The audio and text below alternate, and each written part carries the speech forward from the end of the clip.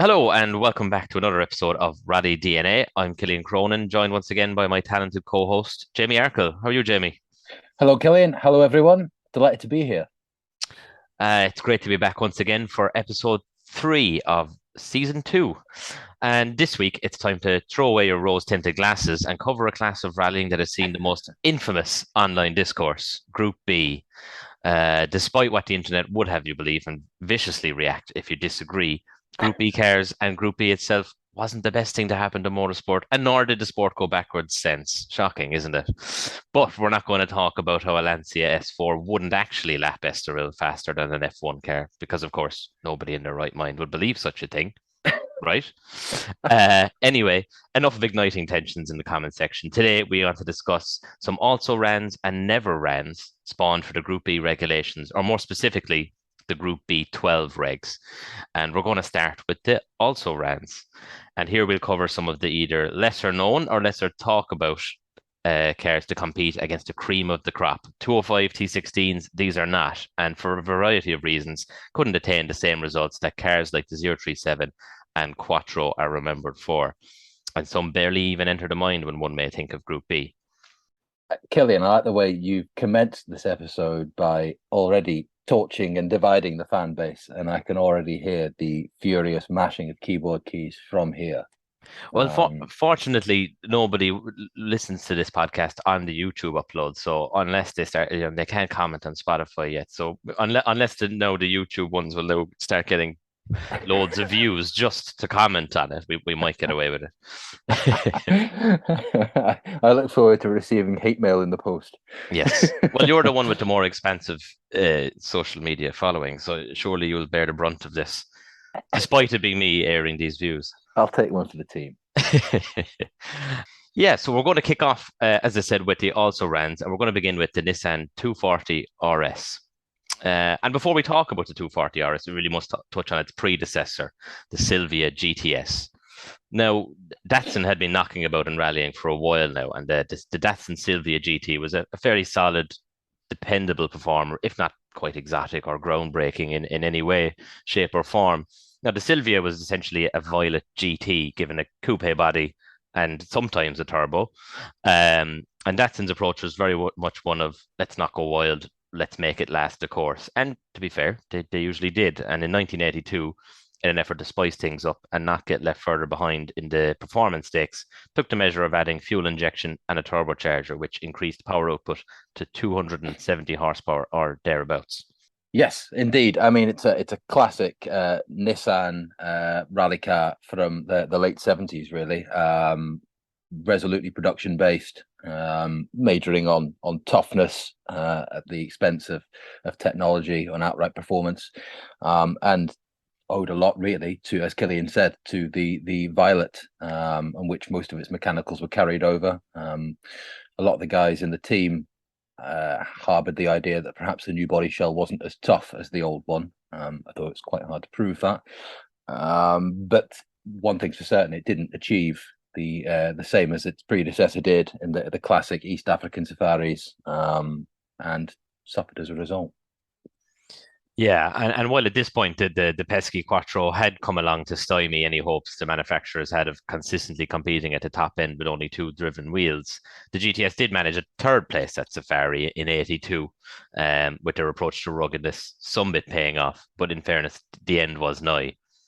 Yes, I mean, and also I think quite a lot of that has to do with the fact that they, well, no, not Safari, because that was Mike Kirkland, but Nissan had the good fortune of signing up a young Timo Salonen, who cut his teeth with the Silvia, which helped. He drove the turbocharged version to fourth on the Thousand Lakes that year, which was its best result on a sort of European sprint style rally. Mm-hmm. And Salonen, of course, would go on to bigger and greater things in a few years to come. Bigger and greater cigarettes. Yes, and well, the glasses couldn't get any bigger, I guess, but I'm sure he would have. And so enter the 240 RS, which I'll start by saying I absolutely love it. I had the pleasure lately of seeing one in the metal on the road, and yeah, I mean, you can't say it's attractive.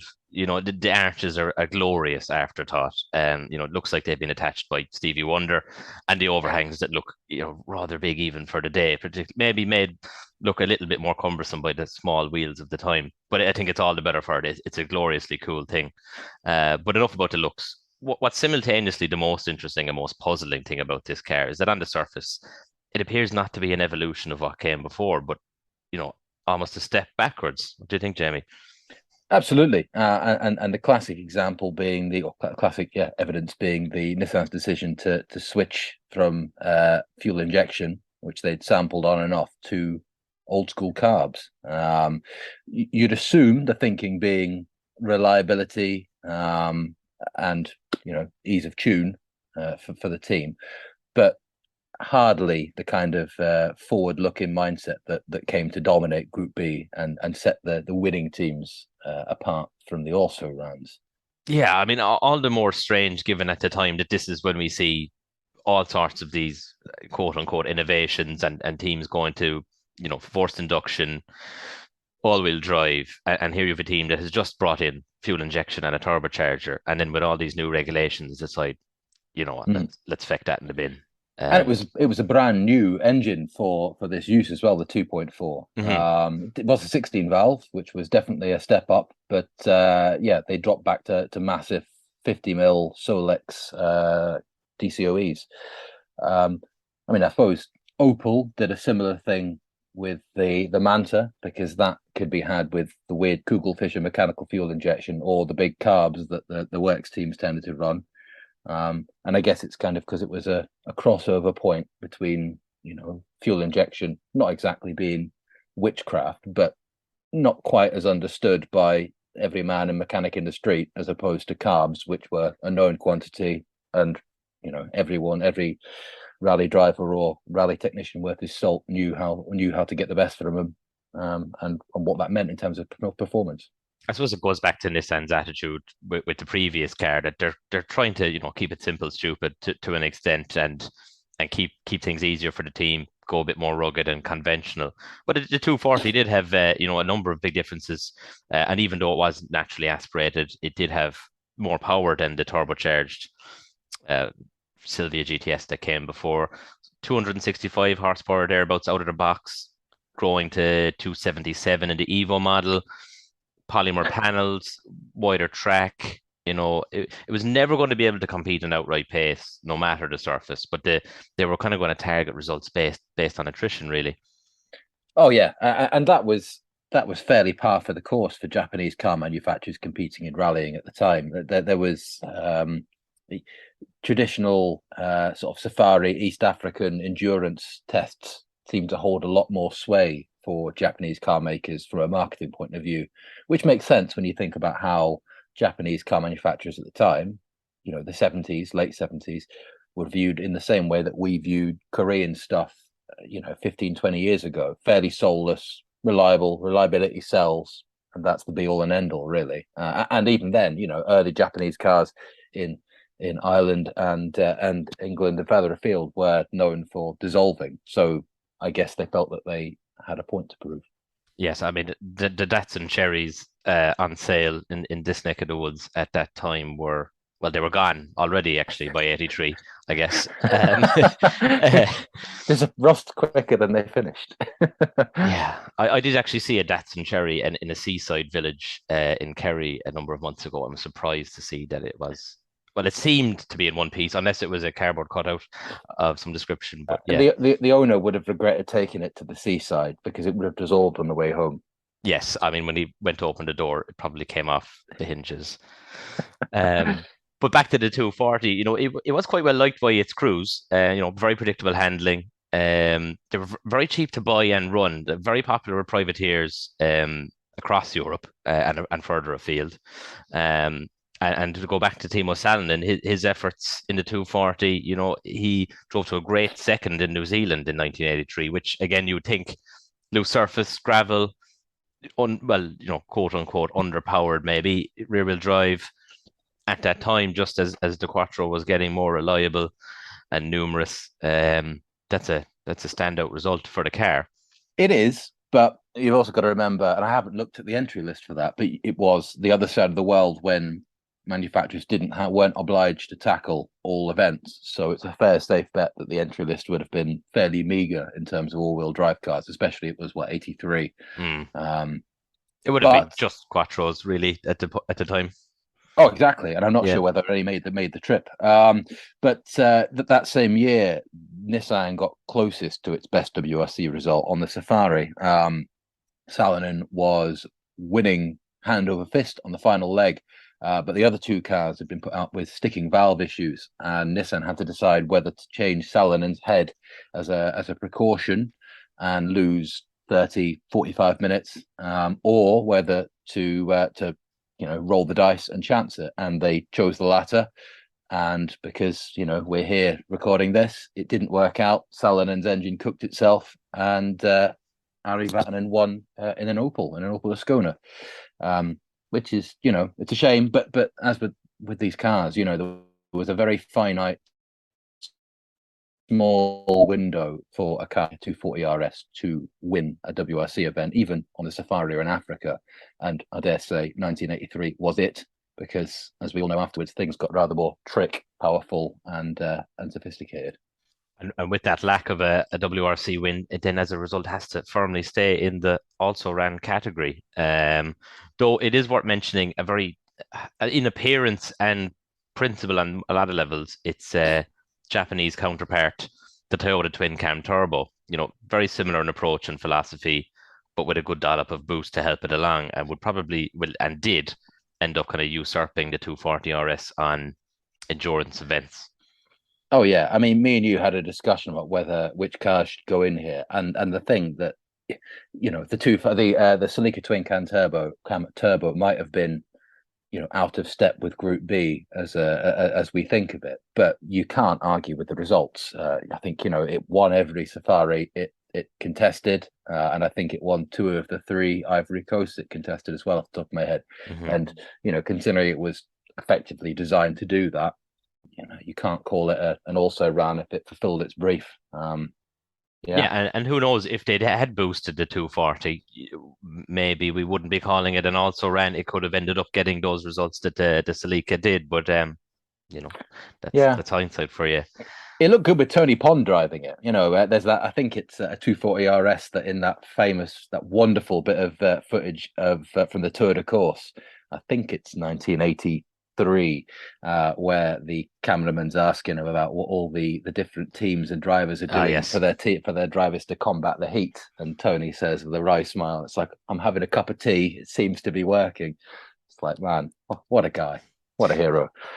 If only Instagram and mobile phones were around back then to capture more Tony Pan moments Oh. of that ilk. I must say, given when I was researching I did have a good look at the homologation road car as well. I must say, actually, seems like it would have been a rather good thing. I mean, they look like a big lardy car, but in fairness, 240 brake in a road car of the time, 980 kilos. That thing would have moved up the road pretty well, I reckon. Oh yeah, and as you say, by the comparison of the other stuff on the road at the time, you think of like hot Fords with 130 brake, or even a few years later, Sierra Cosworths were sold with 200 brake, and of course we all know that was just the starting point. But 240, naturally aspirated 240 Yeah, as well, would have been shit hot. I mean that in the sub-ton car, that would be pretty rapid today. It's 160 less than an F40 we had about 4 years later. If I saw, so I think 400 brake for an F40. Yeah, either way. Yeah, and you think when the 205 T16 road cars were not nearly as quick or as wild as they would appear to look on the surface, they were sub 200 horsepower turbocharged cars. I And don't I'd doubt. imagine the four-wheel drive system in it would have rather sapped the power as well at the time. I don't doubt you'd have a lot more fun driving a 240 RS road car than you would a bone stock 205 T16 road car. Yeah, 100%. 100%. So what's next on the list, Jamie? Next up, another rear-wheel drive car, the RX-7, the Mazda RX-7. Which is a bit of a weird one, the RX-7, because in some respects it was a left field project because of the Wankel engine. That was a bit of an odd left field decision even then. But in actuality, it was probably too conservative, certainly for how Group B became. It was superb in that it howled and shrieked its way through a stage, but it was also grounded in the realities of mass production and was always destined to struggle once Group B as a category came of age by 1984, 85 or so. It could trace its roots to a Group 4 endeavour by Mazda Rally Team Europe, who were also the driving force behind the Group B programme. And as such, it's perhaps not surprising that its production roots will remain visible throughout. Mazda didn't seem too enamored with the idea of a Group B program, and as was often the case with car makers and Japanese car makers in particular at the time, it took a European specialist guiding and leading the hand of a Japanese company to sort of cajole and convince them of the worth of the project, especially the RX-7. This is the FD, the first one. I definitely got that wrong, haven't I? No, it's an FC. FC, I reckon. FC, yeah, I can hear the And now JDM the range. rotary pages are blowing up now as well. Oh dear, oh dear. Yeah. Research on point as usual. Yeah. But it was well into its production run come the time of its initial debut and development in 83 and debut in 1984. So you can see why Mazda would have been a bit reticent about greenlighting a program based on it.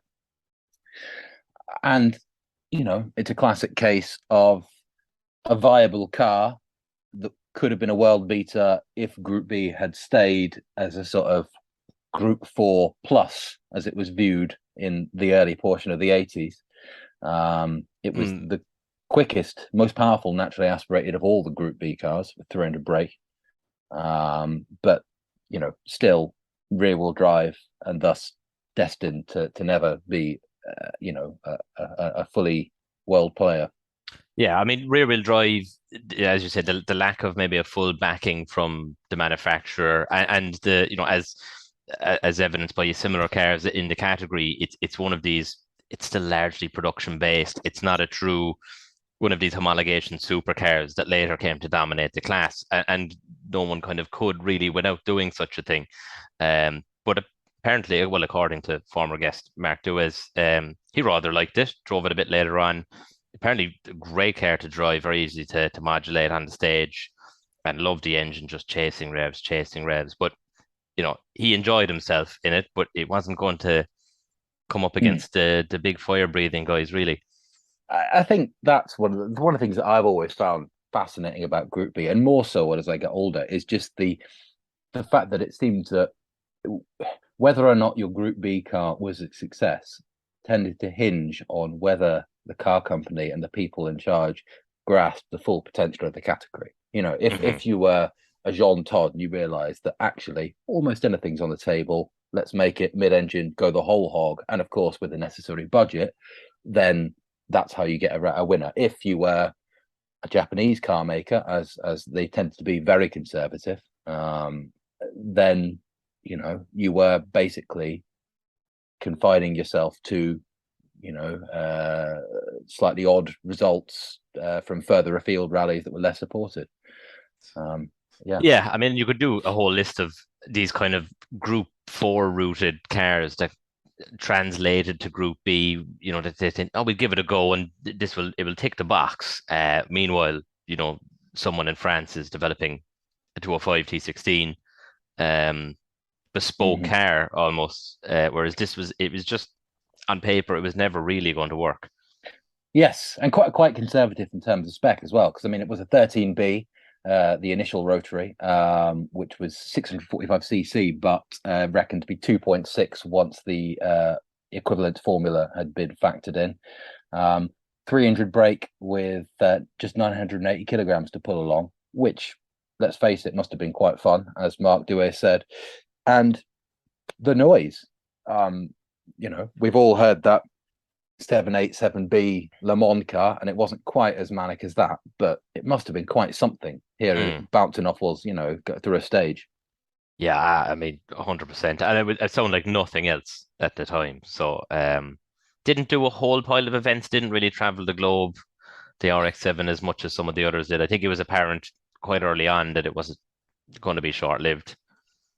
Yes, I think also, as perhaps is evidenced by what happened in Group A a few years later, Mazda's commitment to rallying was always a bit more tenuous than the other Japanese car makers. Hmm. Um, and yeah, I mean, it must have been quite easy for them to see that Group A was the way to go, since it appealed very much to that Japanese idea at the time of production-based rally cars. Let's make it production originated, and we can prove that our 323 Group A has the stuff to win, rather than this slightly leggy for the time RX7, um, even if it was, shit hot in terms of noise, looks, and everything else. Yeah, big time. I mean, yeah, what more can you say on that front? And also maybe the fact that, if you're going to try and get the manufacturer to back you, I mean, great to have this coupe body, with a performance Wankel engine, but for the marketing point of view, maybe something else maybe would have been a better call for Maserati Team Europe to try and adapt for the stages. Yeah, consider they were also running Group A 323s prior to the events of 1987. It must have there was presumably the potential to make an absolutely bonkers 323 with a mid-engined a la 205 T16. But it wasn't unsuccessful. Its best result was third overall on the Acropolis for Ingvar Carlsen, which is weird, in as much as that's a very, very slow, very hot, very dusty rally, and that's not the environment that we've come to associate rotary reliability with.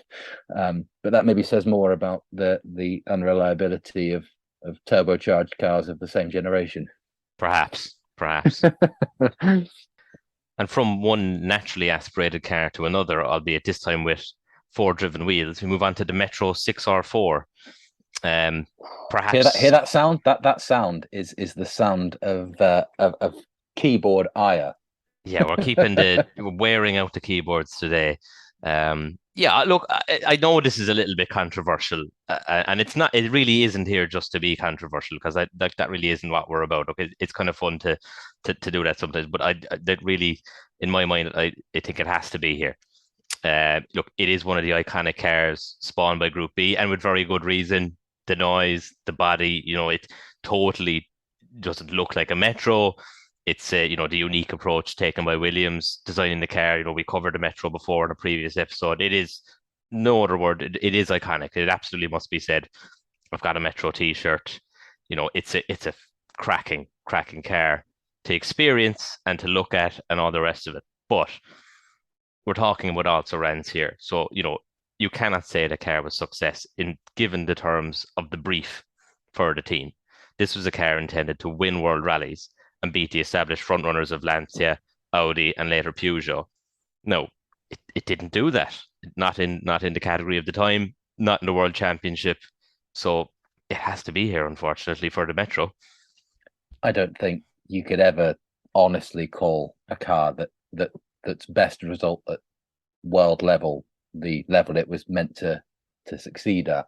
Its best result, a third overall on its debut. I mean, it's impressive, but it's not. That does not a WRC legend make. No, no, no. And look, we love old cars. The classic thing. There's always an element of rose tinted glasses, and just because it came from a very popular era, does not a successful car make. Um, Now, look, much of this can be put down to two simple reasons. One, it arrived too late, and two, reliability. It's as simple as that. Now we'll talk further about that, but yeah, that really is the crux of it. And late arriving in motorsport, it's plagued many cars and teams over the years, and this is one of those cars. Yeah, absolutely. And it sort of links into the thing I said earlier about Group B cars being hamstrung by a lack of creativity and appreciation of what the rules enabled. And it didn't. Let's face it. The fellas the Group B Metro, there was no end of creativity. All-wheel drive, massive wings, the trendsetter in terms of aerodynamics. This is forward-looking stuff for the early 80s. But as you say, money and British Leyland's, or Austin Rover Group rather, Austin Rover Group's perennial financial maladies, just dented it. But bear in mind that this is a company that was borrowing money from the British government throughout the 70s, Putting it on a fire. put it on a fire. And then, of course, around this time it happened, we've got a new, far nastier government in charge, who refused to sort of accept any idea that a car company should be doing anything as frivolous as Group B rallying. I can imagine, the Conservative government of the 1980s didn't exactly see the appeal of Group B. Which has to be the reason then that this was really a secret program, developed at the behest of John Davenport, who had approached Williams to look into this and design the prototypes, build the prototypes.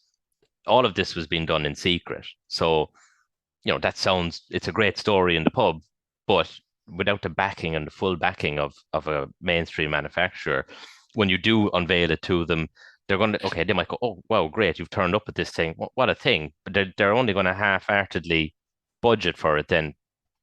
Mm-hmm.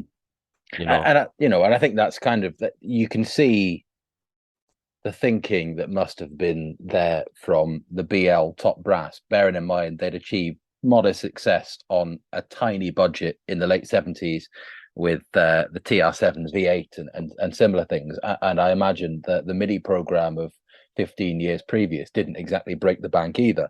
So it must have been quite a hard sell to think that, to get these people to believe that to be able to do the same thing and win even more in the modern world, 1982, that required far more money and expertise, testing, and the whole and support and the rest of it. Yeah, I mean, they may well have thought they'd be able to pull it off with a similar kind of shoestring approach to it. Now, look, the car was conceived actually quite early in terms of a lot of the cars it would actually end up going head to head with. If it was ready for its big debut at least a year sooner than it was, we could be having a different conversation. But that's what happens. Williams developed the prototypes in 6 months, which is very impressive. In 1981, gravel testing commenced in 1983, but the car was officially launched in May 1985, at which point we have the big guns. Yeah, and it's worth listening back to our earlier episode on the development of the Metro 6R4 to get the skinny on why this protracted development program stretched on and on and on. But yes, as you say, there is an alternate history where Tony Pond is 1984 World Rally Champion with a Metro 6R4, and it's a world that I think we should all wish we lived in. Mm. Yes, I mean, increased popularity of mustaches to this day, no doubt. Yeah, and more special edition Metros built to flog them. Yeah, maybe it would have saved BL. That's too much of a stretch. I didn't think there's any alternate history in which BL survives. I mean, it's interesting in as much as because the Metro, I think the 6R4s, or the development of the 6R4, kind of waxed and waned in relation to how well the Metro road car was doing. Because any sort of nerd of BL will tell you the Metro sold like hotcakes when it was introduced, and it was, I think, the third bestseller in the UK. It sold modestly further afield in Europe as well. And for a time, BL and Austin Rover thought, that's it, we've got a winner, we've got money perhaps to spare. And that, I dare say, was when the initial idea of signing off a program like the 6R4 was given the nod. But it didn't last. Metro sales plummeted very swiftly as cars like, the Renault 5 and stuff came on, and the rest is history. Yeah, I mean, it feels like even still, like, having done covered the Metro before and done some more research for this episode, that the Metro was rallying a lot longer. Okay, disregarding for a second these national events and national championships that happened post Group B, they only entered the World Championship in 1986. That was it. That was its works program in the World Championship. And even though the Pond raved about the car when he first drove it in '83, he didn't get to compete in the World Championship with it for 3 years after that. And at this point, it's Lancia S4s, 205 to 16s.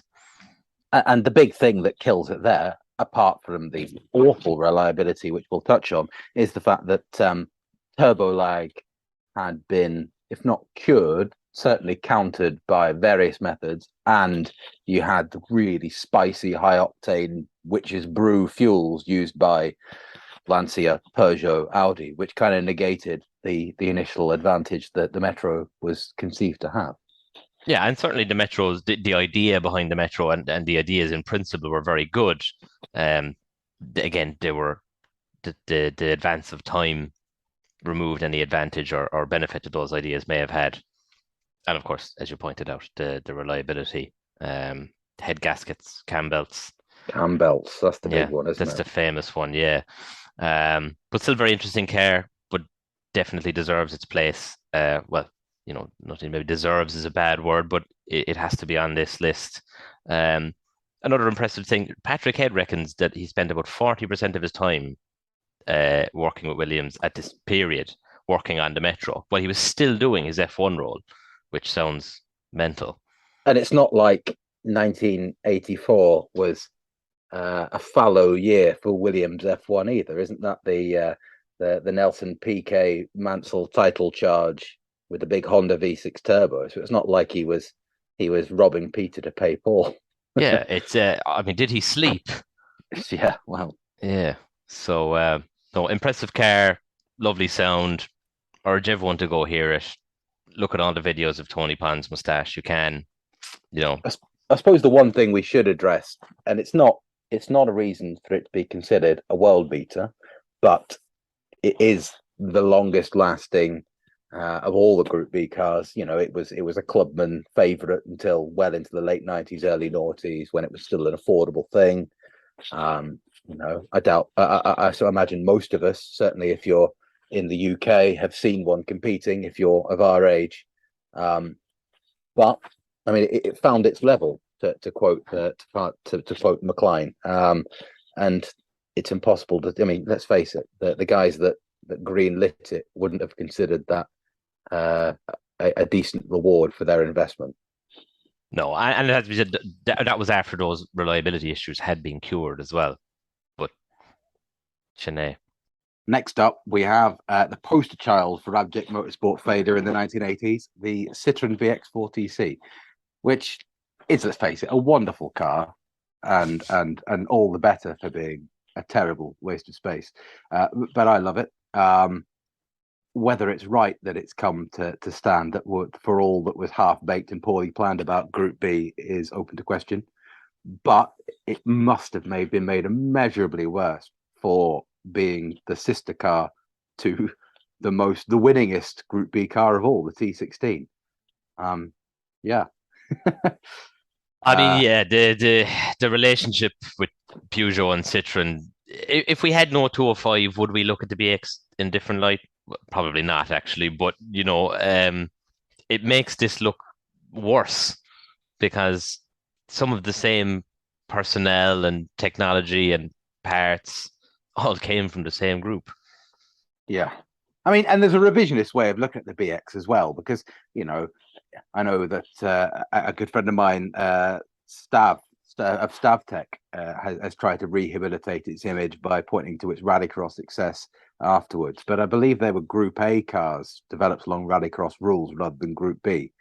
In any case, I mean, Citroen's Group B origins started with the Visa, which, as we all know, produced various quite cool and quite successful for their B10 class derivatives. The all-wheel drive Meal Pistes being the most famous, and this is what convinced the factory to give the green light to a full B12 class top tier Group B program. This would have been in 1982. The first prototype for a BX rally car was the first truly effective one was the 4x4 Stracket of 1983, which showed probably more promise than the actual final car, at least for its time, because it was quite lightweight, space framed, turbocharged, and did all right. It was leading the 1983 Mille Piste again before overheating issues forced it out And this is when Guy Verrier, or Guy rather for French, who came on board and is the fella who masterminded and spearheaded the BX program. Now, all this sounds probably great at the moment. If you haven't seen a BX4TC, when close, if you've never, I'm sure if you're listening to this, you have seen what they look like. But as Jamie's talking about turbocharged, space frame, lightweight cars with loads of composite panels, you're going, oh, this thing must be. It all sounds great. Then they pull off the covers in some sort of Homer Simpson-esque design arrives from The underneath. BX, the car design. Yeah. And the Stracket just makes me think of like a DIY tools catalog or something like that. Well, I mean, that the Stracket was, I mean, if you Google it, it looks far less ungainly than the car we actually got. It has none of the weird front overhang. It looks a lot more like the BX road car. But this was 1983. And as we all know, 1983, 1984 is when Group B goes a little bit bonkers. And because I've had various reasons put forward as to why Guy Verrier decided to be so conservative. I suspect budget was a big factor because, Peugeot got the lion's share of the cash going. Don't delete that. But I'm cutting that out.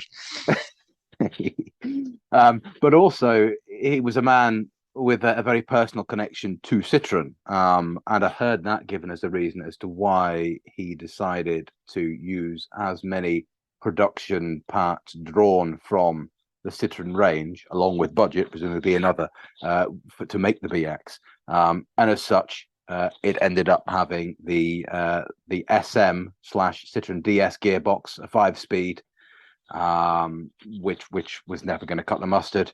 The transmission of the BX4TC is perhaps the most obvious example of this weird reluctance to divest itself of production technology. There was the aforementioned gearbox, of course, which was drawn from a car from 20 years previously, but its differential or lack of one, it had no center differential or a transfer box, which of course meant it was locked 50-50 split front to rear. Great for low traction rallies like the Swedish and the Acropolis, but really not ideal for tarmac or fast-paced cambered gravel stuff. And you got to suspect that it would. We never got to see what it would have been like on tarmac, but you got to think that it would have made an A1 Quattro look positively balletic. Yeah, it would be nice to imagine some sort of understeer competition versus an old long Quattro and a BX. And it's really unusual to think about a French rally car that's going to be absolute garbage on tarmac. Yeah. I'd never thought of that. Yeah. It just seems wrong. It sounds like, it's like if you were parachuting in, Timo Salonen to do your Driver 306 Maxi on tarmac in Corsica or something. It's just like opposite land. I don't know. I'm sure Salonen would do quite well, but you know what I'm getting at. Absolutely. Citroën itself must have been at least partially aware of the issues inherent in locking or the lack of a center differential, in as much as it chose to fit the competition BX with its own variable power steering system, which of course was production derived. This was diravi, or in French, direction à rappel à s'arriver, literally steering with controlled return. And I apologize to any French speakers listening to us because I have no tongue for French and I'm an oaf. And you've got to assume that this system, it was production based and therefore would have been, like all Citroën stuff of the time, geared towards disassociating the driver from the road. It's comfort, it's corseting, it's not what you want, you'd assume, when trying to hit an apex on a nasty gravel B road, let alone with the longest body in the world. Yeah, especially because it's Citroën as well, where their whole thing is that you have a complete disconnection from the outside world and don't feel what's going on underneath you at all. Yeah. So it's a Well, rather bizarre approach. Although listening to you talk about this really, really emphasized use of production-based parts. I guess the marketing team's influence on the motorsport side was that we're going to win with Citroen bits. It's not going to be source this from here or develop this bespokely that we can sell this to the masses. But when Citroen's masses are buying their cars because they can't feel any bumps in the road, it seems like a rather unusual approach to put in your rally car. yeah, and it's a case in point, the decision to carry over the hydropneumatic sphere-based suspension, which probably had its own benefit in events like the Acropolis, but you would have to assume that in the balance, when everything factored in, you'd want something a bit more precise and on the edge, as it were. Yeah. And the engine, this was an 8-valve single overhead cam, taken from the Chrysler 180, I believe, the N9TE. It had an iron block alley head, and I think it could trace its origins to the late 60s. Citroen fitted a massive turbo, dry sump system, and fuel injection, but it was still a far cry removed from those chaps over the road at Peugeot were doing. So we've got an engine and a gearbox that are at least 20 years old at this point. Yeah. From road cars. And it made 400 brake, but that was detuned to 380 as a SOP to reliability. Then there was the manner in which the engine was located. It was mounted longitudinally with its leading cylinder 4 of the front axle, which of course owed a great deal to the BX4TC's production car underpinnings and denoted Citroen's unwillingness to fully embrace the potential of Group B. It also meant the car had another Gallic A2 long quattro handling thing going on. Understeer was prevalent.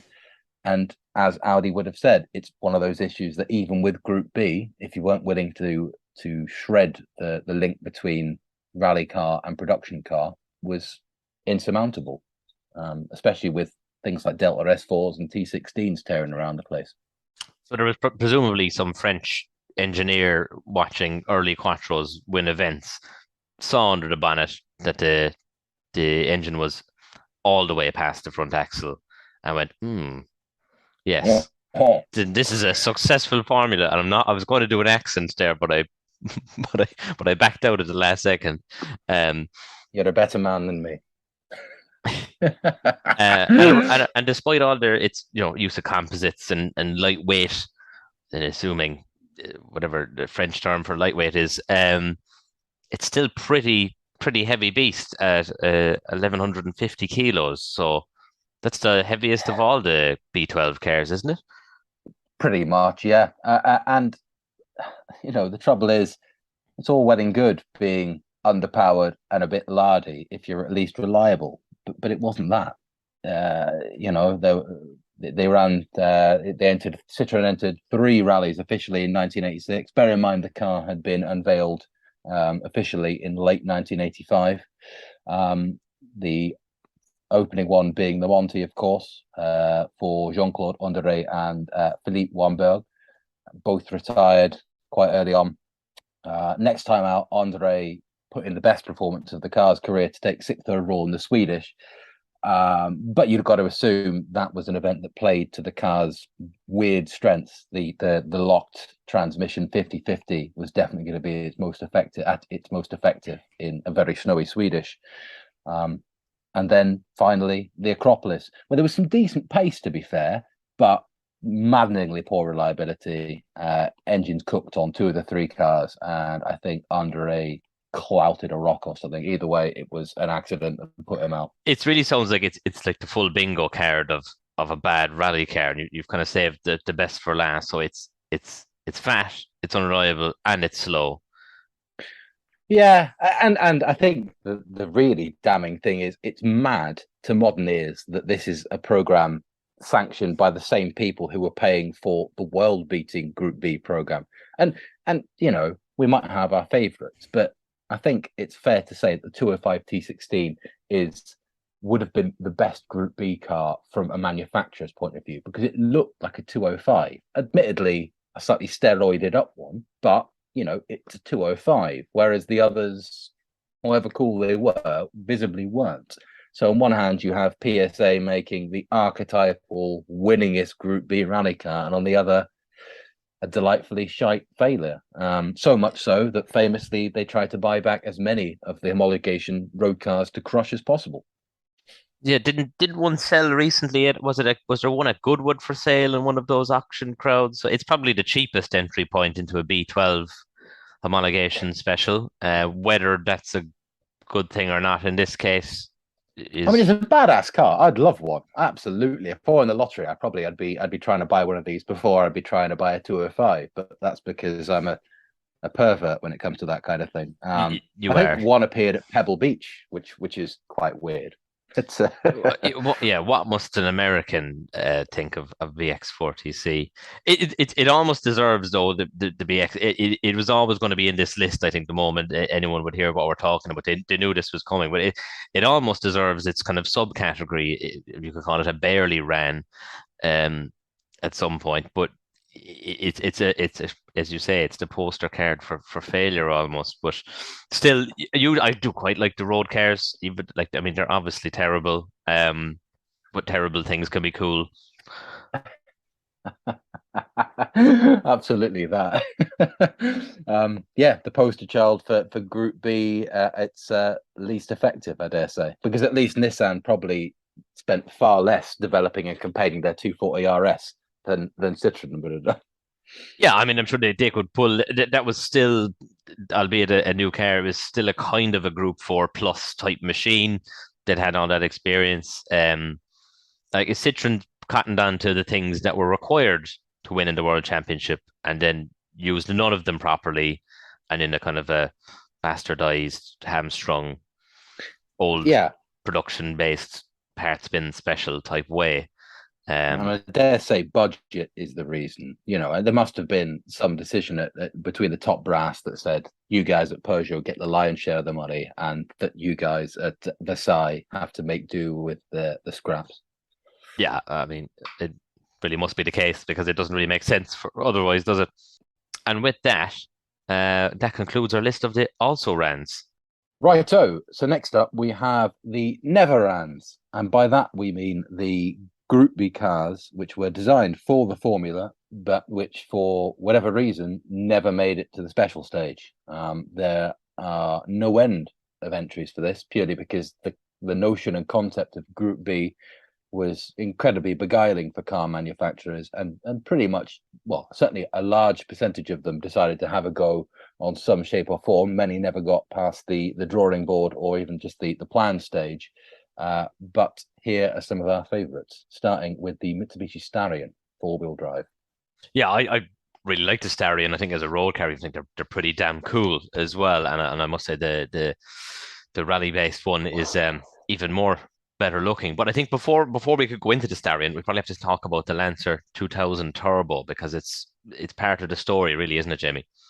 Absolutely. And I think, I mean, this is probably one of my favorite, really niche what if stories for rallying, because I genuinely think this could have been a Group 4 world beater had Mitsubishi got its act together a few years before.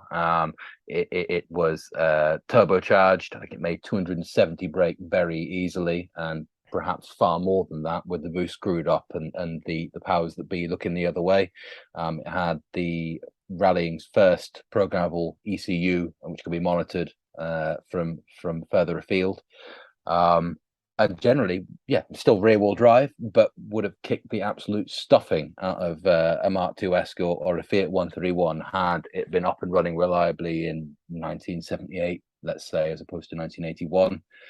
But Mitsubishi, small car company, some history of rallying with Andrew Cowan earlier in the 70s with the GSR Lancer, but not the kind of clout of certainly of a European car company, even a fellow Japanese car company like Toyota. Not the budget, not the wherewithal really, which meant that come Group B, they were found scratching around for a way of making do.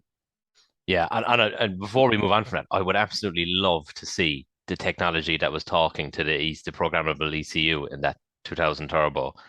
I mean, it probably would fill my living room or something like that.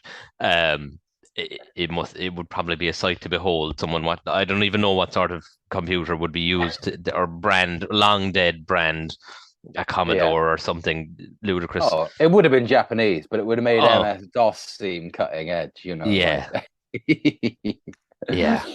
So, and yeah, and Mitsubishi could see right away that the Lancer wasn't going to cut it in the face of the new opposition with a lot of firepower. No, they had, as you've said, they tried turbocharging, which was definitely going to be something that was required going forward, but they now needed to turn to the new key element in rallying success, which was four-wheel drive. Now, rather than using rallying to market their existing saloon cars, they thought the time had come to promote their striking new sports coupe in the form of the Starion, which did already come in turbocharged guys, helping to lend some more credence to this concept. Now, Rally Art under Andrew Cowan was to bring the project to the stages, who had worked with Mitsubishi before, and new engineer Alan Wilkinson, who had worked on the Quattro. So bringing a lot of firepower, engineering firepower to the stage already. The now legendary 4G63 engine will be the power plant, and by using a reinforced transfer case from another Mitsubishi product, the Pajero, a bit of an agricultural crossover there, they would make the Starion four-wheel drive. I think the start of the Pajero thing's well worth landing on a little bit, because Mitsubishi seemed to be they were certainly ahead of the curve in terms of assessing and identifying the value of Paddy Dakar and similar rally raids, which were very much in the infancy in the early 80s. And Mitsubishi, as we all know, had a very strong standing in rally raid stuff with Pajeros from the 80s onwards. And of course, it would reach its apex 20 years later, when they were just winning year after year. And from, as I understand it, there was quite a lot of conflict within Mitsubishi and Rally Art as to whether they should put their eggs in the Dakar Rally Raid basket or the special stage basket. And yeah, the Starion as a result. Yeah, and I mean, they did. It was something they would probably battle with throughout their motorsport career, Mitsubishi. But interestingly enough, I suppose a kind of bit of a pub trivia bit here, because of the four-wheel drive system they opted for from the Pajero. This had it come to, well, they did build them, but had it actually ended up competing, it would have been the only actual 4x4 in the class if it was homologated, as opposed to all-wheel drive, because it did have a reinforced Pajero transfer case rather than a more traditional all-wheel drive setup opted for by the other manufacturers. Now, the drivetrain arrangement was pretty novel and pretty cool, I think. Engine mounted longitudinally and tilted 5 degrees to the rear in order to get the front axle underneath, and then a front diff connected to the aforementioned transfer case. Pretty instantly recognizable. If you'd seen a Starion before, you'd know they were pop-up lights, which were the style at the time. But it did have those replaced by a fixed headlight design and a more open grille, kind of a black mesh grille. Actually, it looks really, really striking, I reckon. And presumably that was done for to save weight and complexity on the pop-up headlight mechanisms. Yes, and also you wouldn't have been allowed to run. You would have had to run with them fixed upright as well, anyway. So you would have had to replace those mechanisms regardless. But definitely, then they were able to chop the nose and shorten it as well. So better visibility, presumably, and the even less weight again. So they did use quite a lot of carbon Kevlar items. It did have a plastic bonnet, arch extensions, and bumpers. And in the Evo model, which was planned, would have replaced these with carbon Kevlar, which would have lightened the car by a further 100 kilos from the original production design. So the engine, we all know what a 4G63 is capable of at this point. And at the time, it would have produced 350 horsepower, which wouldn't have put it at the top of the power chart by the time the car would have actually been completed and ready to enter the World Championship. And the engine was actually bored out to a 2,140 cc, and with the turbo added, would have put it in the 2,996 cc class with the 1.4 multiplication factored in, which is your favorite pet topic of Group B, Jamie, your turbo multiplication formulas. Genuinely despise it. I, as anyone who knows me personally, I am awful at maths. Like I just genuinely, and I hate the fact, and I always have done actually as a kid, the fact that one of my favorite topics and the thing that growing up I kind of prided myself knowing a huge amount about is beset by some fucking maths. But it needed to be there. Sorry, everyone. Yeah. So the car, which was based on the wide body model of the Starion, which did exist, it was planned to enter the World Championship in 1985 and never materialized. Which I can't figure out why. When looking into this, is information seems to be on the scant side. So it was only going to be ready to homologate in 1986, which is really the reason why we never saw it. Now, early prototypes showed a lot of promise. They did win its class in the 1984 Rally Meal Piste. But however, by the time the project was about to mature and overcome the initial issues that part of and plague any new car development, Mitsubishi were worried the design would not be able to cut the mustard and put up against the new mid-engined, more powerful designs from Peugeot, Ford, Lancia, and indeed Austin Rover, especially given it was only going to be homologated for 86, at which point it would have been really, really obsolete. So it goes back to maybe some of these also rans we spoke about earlier. Had it landed on the stage, the time and the delay would have put it far behind anyway. So at that point, it was probably going to be worth pulling the plug, regardless of whether Group B had continued or not. I think Mitsubishi probably would have killed it, in my opinion, anyway. And interest was now waning. They did make some effort to do some rounds in the Asia Pacific area at national level with some mixed success, but that was about all she wrote for the poor Starion. And it must be said, as I said before, a really tasty looking bit of kit in the Rally Art livery. The shorter front end really, really makes it a stunning looking thing. And there was a proposal for a Group S Starion, but of course, since Group S never happened, that was also swiftly binned. Yes, I think it's hard to overstate how happy most Japanese car manufacturers were with the promotion of Group A to the Premier category. I mean, this is exactly what is what they'd liked about Group 4. Taking a production car and demonstrating its worth in a rough environment, but just promoted and given all the pizzazz of the Premier class. So the notion of continuing to develop a Group B or even a Group S Starion against the grain and against the opposition must have lost its appeal quite swiftly when you consider that they had a Gallant with a massive potential boost reserve and everything else that we know about.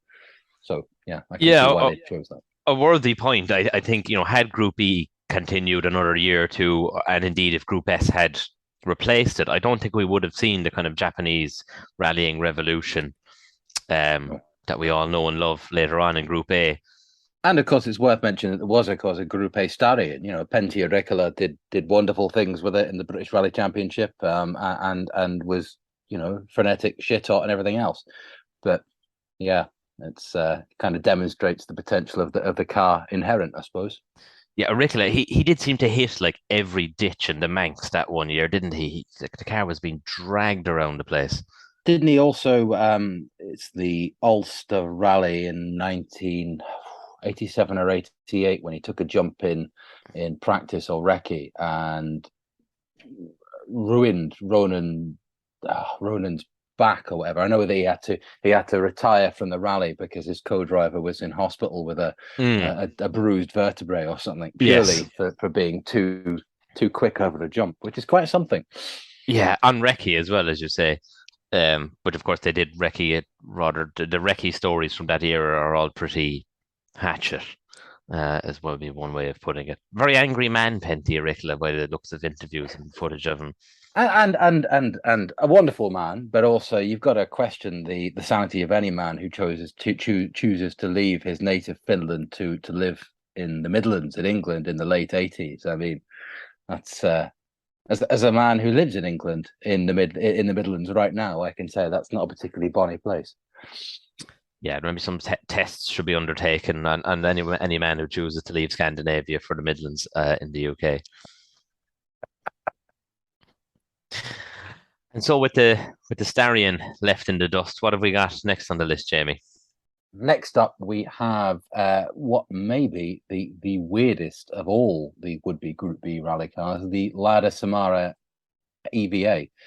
Uh, I mean, there are a whole host of reasons why this never made it to the special stage, and one of which, the unique amongst all of them, really, apart from the Moscovich, is the fact that it was made by a communist regime, and that had all manner of knock-on effects for its development, securing funds for something as frivolous as going motor racing in the capitalist West must have been quite the challenge.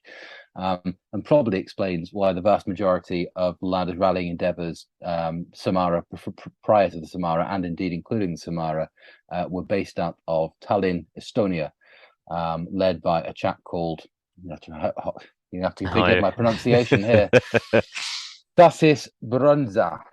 Man, I'm very sorry to our one Estonian listener. That's terrible.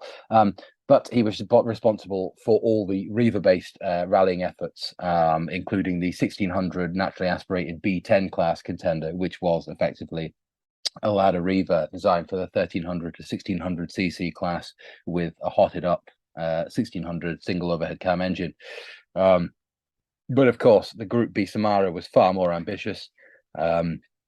Albeit still run out of an abandoned lorry park outside Estonia, supposedly. It was a fully space-framed effort with a silhouette body shell, and the EVA stood for Experimental Vilnius Auto Plant. It was mid-engine, rear-wheel drive, made use of basic composites for its exterior bodywork, and all the work required to make this car a reality. All the work required to make this car a reality was achieved against the odds. With a fair degree of cloak and dagger to boot. The engine had to be completely overhauled to be even vaguely suitable, and it emerged from this as a double overhead cam unit with a single large turbo, which was reckoned to be good for between 300 and 350 brake, depending on the boost. But it was resolutely rear-wheel drive, nor was there ever any plan to make it anything other than this, which, of course, would have limited its effectiveness had it achieved fruition. It had Lada made use of extensive aerodynamic devices, though these were seldom fully wind tunnel tested. So whether or not they would have been as effective as the car manufacturer hoped is open to question. And then it fell victim to the usual Group B issue of the passage of time. Between 20 and 30 of the 200 required were built before the axe fell on Group B midway through 1986. Which led to a struggle to secure full funding for the rally program from Moscow. Most of these cars built supposedly had naturally aspirated engines, i.e. the road cars, to save money and expedite the process. So a lot achieved against the odds, and it's probably fair to say that had it been homologated fully and proven and developed, then it would have been a fairly potent national competitor. But there's no way, unless it had emerged at the tail end of 1982 and been faultless throughout 1983, that would have been anything other than a bit player on the world stage. Yeah, and I'm sure people listening have seen these before, but if you haven't, you really do have to look this up, because when Jamie talks about aerodynamic devices, there is no less than two identical rear wings slapped onto it at different heights at the rear. And I think the overall package ends up looking like something built for, like these kind of things that get modified for like an 80s American television program set in the future or something. It has that kind of look to it. But I think what's really interesting about this project in the once again the alternate timeline where they came to pass is that like maybe in a straying too much to some sort of geopolitical thing, is that in that regard, having a team from the Soviet Union competing across Europe and the world with a world rally car with the Iron Curtain still up would have been really interesting to actually look back on today and watch how that would have happened. Would they have all just defected to the West? Or something like that. I like the idea that if there'd been a ladder team for the Olympus Rally in 1986, no one would have been on the Aeroflot return leg. Yeah, they've all just legged it and to the nearest, U.S. embassy, selling the secrets of the Lada Samara to the highest bidder. Can you imagine trying to? Yeah, that would be quite a hard thing to trade. A Yeah, green card for the technical secrets of Ladada Samara. but I do Uh, think it's worth talking about because it would have been interesting in the days where very few people are allowed to travel outside the Soviet Union, and you probably would have had some like armed KGB escorts with the team in the service park. I think it's a very realistic expectation to see. Apart from the car itself, that the whole story had it come to would it have come to pass? and I'm Would have been sure it's interesting. no coincidence that it was developed in Estonia, one of the satellite USSR states. The USSR's influence was always a bit more marginal when you got to the Baltics and Poland, and I suspect it's no coincidence that this program arose from there. It's worth saying, of course, that it supposedly provided the framework and the foundations for the Dakar Rally Raid spec Samaras of the late 80s and early 90s. I believe Jackie X came third in a Paris Dakar and a Samara in that period, and these cars were heavily based on that. So not a complete waste, but certainly in terms of a top tier pucker B12 Group B car, perhaps onto a hiding to nowhere. Yeah, absolutely. And speaking of nowhere, we move on to the Alfa Romeo Sprint 6C.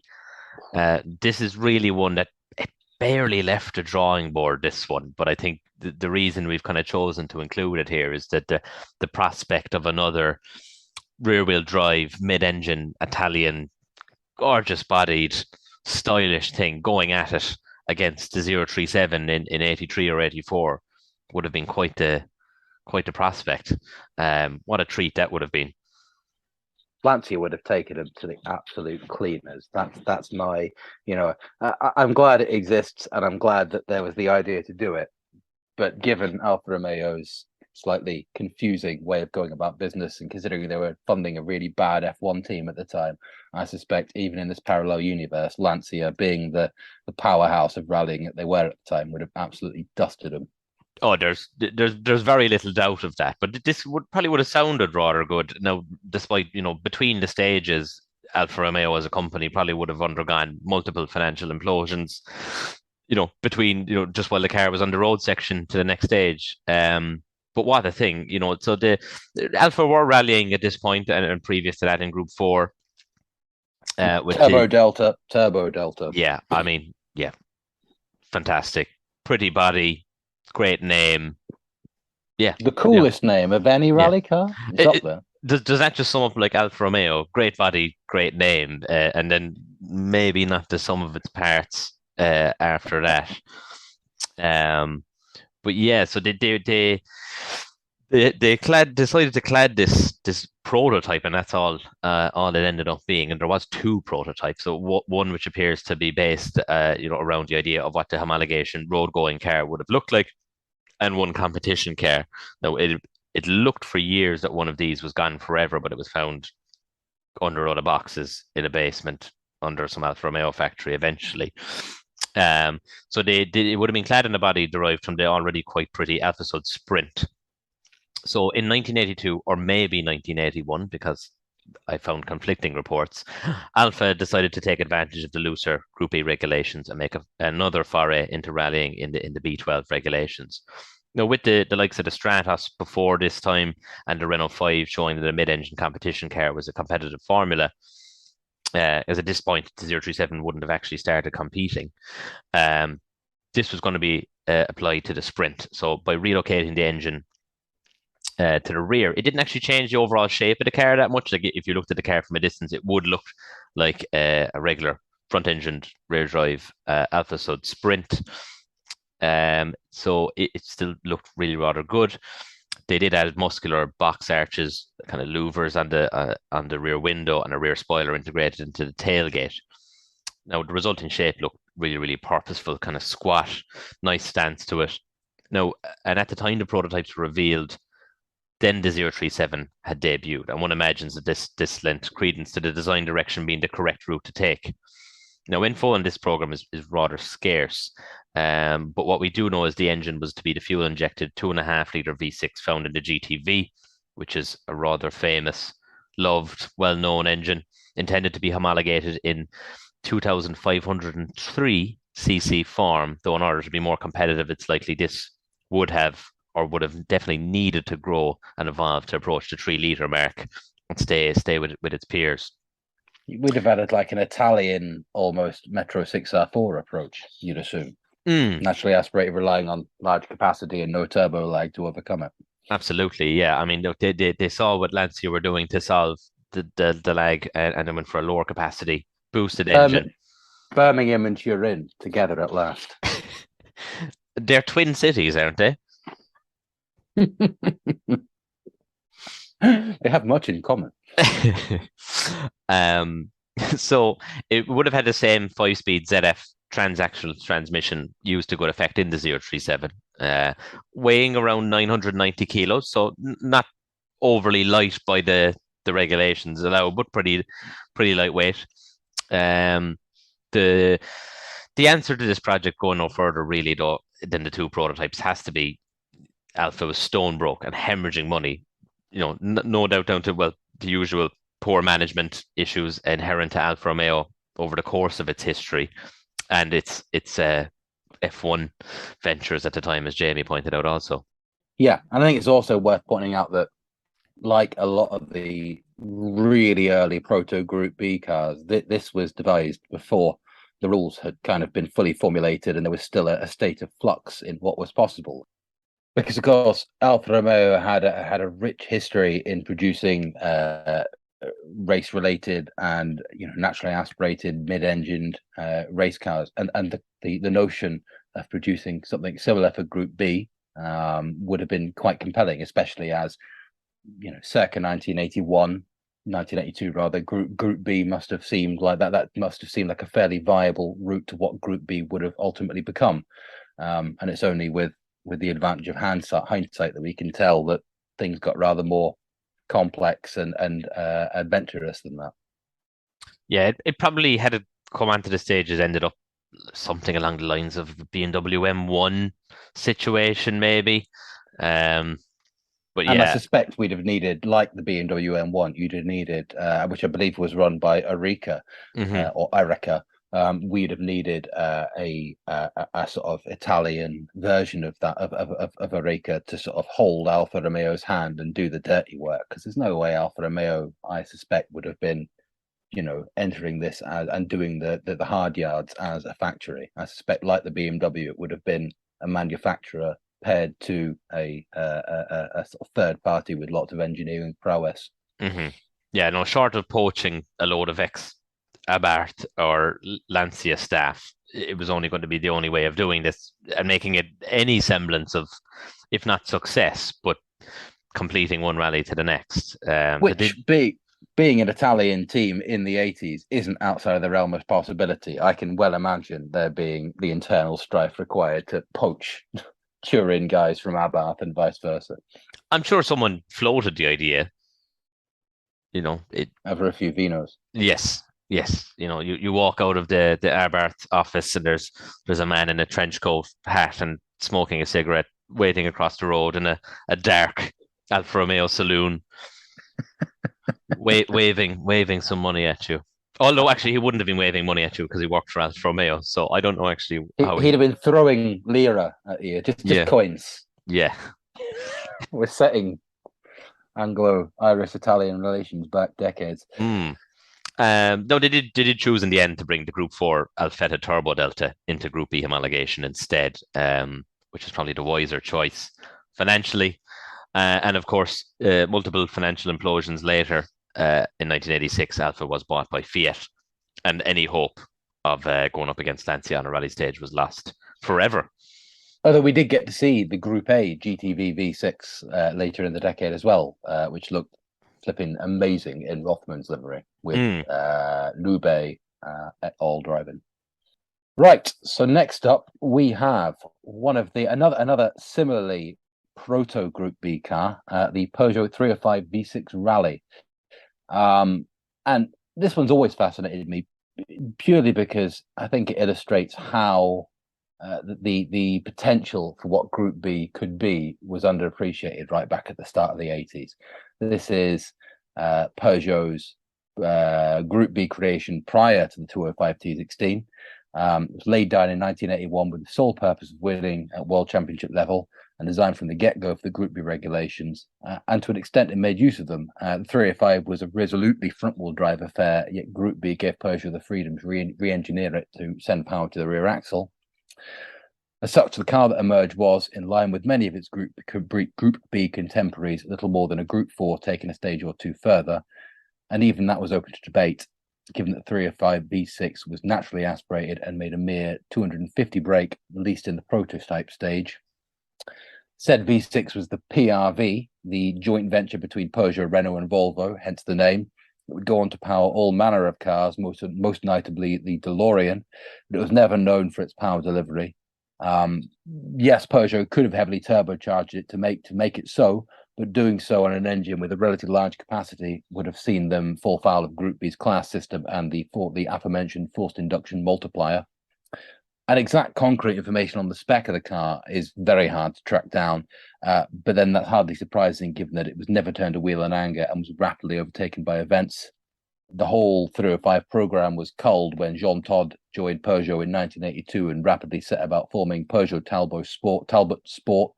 Todt could see the shape of the future and the full potential of Group B, and thus set about developing what would become the most successful, winningest Group B rally car of all, the 205 T16. Yeah, what's most interesting for me about this is, of course, the front wheel drive aspect of this, because no one else was kind of bringing Group 4 plus cars. They were all rear wheel drive affairs. Well, certainly the B12 homologated cars anyway. It would have actually been rather interesting to see how that would have turned out. It's fair to assume that, well, not amazingly well, but certainly on certain events. What could it have done? I'm inclined to sort of put that more at the door of Peugeot's ethos as a car maker than any sort of forward-looking aspect, because they were in bed with the sort of front-wheel drive concept at the time. Certainly more so than most mass production car companies. But you're right. Group B enabled the idea that you could, chop and change and make this possible, which wouldn't have been possible under Group 4, for instance. But yeah, it's another real proto Group B effort from the very early days of the 1980s, before the full scope of the regulations had been realized, let alone embraced. Yeah, this is very much a paper car rather than even something that made the prototype stage. I think a sort of French B-side to the Alpha, to be honest. Yeah. I mean, I think, and I haven't seen any of this, but I think it's as likely the furthest this would have been some sort of engine mule rather than any actual working car. And for a car company like Peugeot, it must have been quite an easy thing to cook up as well. PRVs, they must have had loads of them kicking around at the time, and it's not too hard to envision them chopping up a 305 shell and sticking some basic rear-wheel drive running gear from a 505 or whatever into it. No doubt. Which, by the way, is the rally car we should have had, the Group B. A Group B Peugeot 505 would have been, I think, a GTI Peugeot 505 would have been my favorite. I do like a 505, to be fair, Dave. They're magnificent. I'm back in the days when you could, buy a Peugeot short of a fast Peugeot that was not as embarrassing as buying something that was later. Terrible things for a 505 GTI. And that brings us really rather neatly to the end of our lists as such. But we do have a bonus mention, because it fits into it is definitely it's kind of somewhat of an also ran and never ran, and also worth talking about in that it was one of the cars that the Group B approach of having this kind of rally and circuit based homologation car. This is one of the vehicles that kind of came to fruition from that approach. Yes, the Porsche 959. I'm sure we don't need to tell everyone listening to this, because you're all far too far down the line and therefore infected with the rally nerd curse. But Group B was designed by FISA rather, as a an all-encompassing circuit racing and rally formula. And the 959 is really the only instance of this being applied. It's it's impossible to talk about it without also talking about the Ferrari 288 GTO, which was meant to be its foil on the race circuit, but of course never got there and became the road car that we know, the first supercar, arguably. And the 959 offers a fascinating glimpse of what Group B could have become, an alluring multidiscipline motorsport category designed to attract car makers of all stripes. And Porsche was precisely the sort of car company that the FIA hoped Group B would interest, as in theory it promised them the chance to use the same basic design for race and track work. Yeah, and arguably the perfect company as well to make that concept work because they have serious pedigree on the circuit and on the rally stage. Because of course people had been rallying 911s since there was 911s basically, to good success. Very popular car. Porsche had all the ingredients to even if on a parts bin approach to make a car like this work. And what came of that was, and I'm not calling a 959 a parts bin special, although you could argue some of it is, because it isn't really an all new car, although a very impressive one in any form. Yeah, I mean, it's a stunning looking thing. Rather cumbersome, I would wager, had it have made it to the Group B rally stages. Yes, well, I think it kind of I'd argue it was fairly bespoke as a concept, but it fell victim to mission creep, as so many of these projects did. In as much as Porsche were always viewed rallying as circuit racing's muddy, horrible sibling, the lesser sibling to be tolerated and viewed and funded accordingly. And the 959's racing potential pedigree was definitely favoured more than its off-road stuff. But then also Porsche then faced the issue of how to actually physically, how would creating a Group B race and rally car physically manifest itself, in as much as these two disciplines demand such vastly different specs and potentials. And you see it in its spec. It had an electronically governed all-wheel drive system, basic by our standards, but it was able to send torque to the front and rear axle. But it still had a flat six air-cooled engine, mounted longitudinally after the rear axle, and with a less than stellar weight distribution of 40-60. Not terrible, but not ideal. That made 450 brake from the get-go, although with a sequential turbo, which was a sop to negating the all-encompassing turbo lag, which we all know was such a factor of all these cars. But it wasn't all smooth sailing. There was cam chain variance issues, vibration issues, which caused no end of trouble, and needed for Stuttgart to employ a second chain, which added complexity, weight, and worst of all, time. That's the killer for this program. It starts quite early. I think the program is announced in 1983, but it doesn't make its actual debut until 1985. For which case, as we've well covered, Group B is into its complete swing, and if you're not there competing up and running come 1985, you may as well pack and go home. And then there's the issue of weight, which increased because technology weighs quite a lot, especially 1980s technology. It weighed 1,260 kilograms, which made it comfortably more than its class competitors, and that was despite the use of carbon and Kevlar extensively in its exterior body panel. Yeah, I think looking at it like this technical tour de force approach in this era would probably have lent itself to rather disappointing results. So, okay, on paper, okay, let's do this way, let's do this that way, let's bring in all this new technology. It probably would have caused no end of problems on the dirty world of world rallying, regardless of the weight. An electronically governed all-wheel drive system sounds great. I'm sure they can make it work, but would it keep up with the punishment? Probably not. And even the power from the get-go, the 450 brake in a sequential twin turbocharged car. Bear in mind the V64V in the Metro at the time was making not far away from that with no turbos, and wouldn't have had the lag. Yeah. So I think maintaining one and running one on an event would have been a nightmare.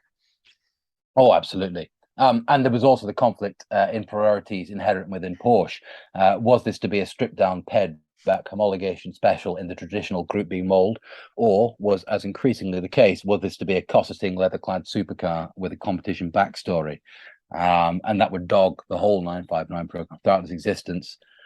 And it's probably fair to say the axe fell on the notion of a 959 stage rally car in 1984 when Jackie Ickx, with some arm twisting from Rothmans, convinced Porsche to allow ProDrive, develops into a brace of 911 SCRSs, which is the 911, sorry, the naturally aspirated 911 homologated to Group B earlier for the 1984 Paris-Dakar. Which unexpectedly, I think, for all parties, won. They finished first, sixth, and 17th. But that completely swayed Stuttgart's mind. And I think it's safe to say that after that, any notion of it being a Group B stage rally car was done and dusted, and it became the Dakar rally car that we now know it as. Mm. They entered a trio of 959s into the 85 event, to the year after, but these were, and it's a testament to technology and how forward looking at the time that Porsche, even a company as technologically gifted as Porsche, had to detune these cars. They were naturally aspirated for that rally, which again wasn't unknown. I know that Opel did a similar thing with its Mark II Astra Cadet E rally cars. They ran naturally aspirated Manta 400 engines as a sop to East African fuel and octane ratings, but still, it was definitely a climb down. All the cars retired in 1985, and then Porsche doubled down its commitment for the following year, developed the cars fully, and the trio of cars that contested the 1986 event won it, or at least one did. That was in 390 brake guys. They finished first, second, and sixth, and that was kind of it as far as Porsche was concerned. Bearing in mind this is the summer of 1986, so obviously the fate of Group B is known by this point. The first road car 959s weren't delivered to customers until the autumn of the following year, 1987. So, I mean, really, there was no hope. You know, the idea that you'd have to build these as a homologation run, and in effect, the idea of making a really luxurious plush supercar won out in the end, and it became the Ferrari 288 GTO's famous foil from then on. Yeah, and of course the Porsche went back to their more usual hunting ground then and refocused on circuit work once more with the 961, which was a development of the 959, but further optimized for the roundy setups, and it did with good success. It won its class and came seventh overall on the 1986 Le Mans 24 Hours, which made it, of course, the only true Group B circuit winner. Yeah, I mean it's fascinating. I've always found myself drawn to the car manufacturers. Porsche, BMW are the classic instances of, and you don't get it so much now, or you don't get it at all now, because cars aren't built, production cars aren't built and then just thrust into rallying as they were. But back in the day, there were car companies who made cars that were predisposed to be half decent at rallying, and they could be quite decent and competitive with or without the car manufacturer in question support. And BMW and Porsche are the classic instances. You know, they won despite the indifference of Stuttgart and Munich. And the 959 is this sort of interesting bisecting point of when that was no longer enough, and the factory had to make a choice. And in the end, you know, roundy racing and production won. So yeah. Yeah, and that brings us to an end of our Also Rans and Never Rans episode. Hope you guys enjoyed it. We had a good time doing this. To be fair, it's beginning to quite like these kind of more discussion based episodes. So yeah, if you want to see more of this kind of subject or format, do let us know. Please let us know. We've still got the potential of what Killian's previously mentioned, like Group 4 plus cars from the early 80s, which has the potential for the most niche rallying podcast episode ever.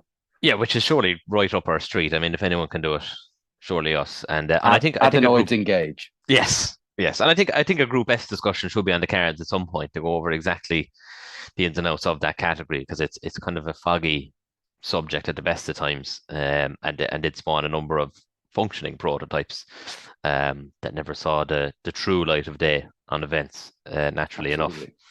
And before we finish up, I should give a shout out to a couple of people who have given us such things over recent weeks. Though this will be a little bit behind these because we record a bit further in advance. But I do have to say a massive thanks to Kevin O'Regan at the Irish Rally podcast who has given us a shout out there on a recent episode.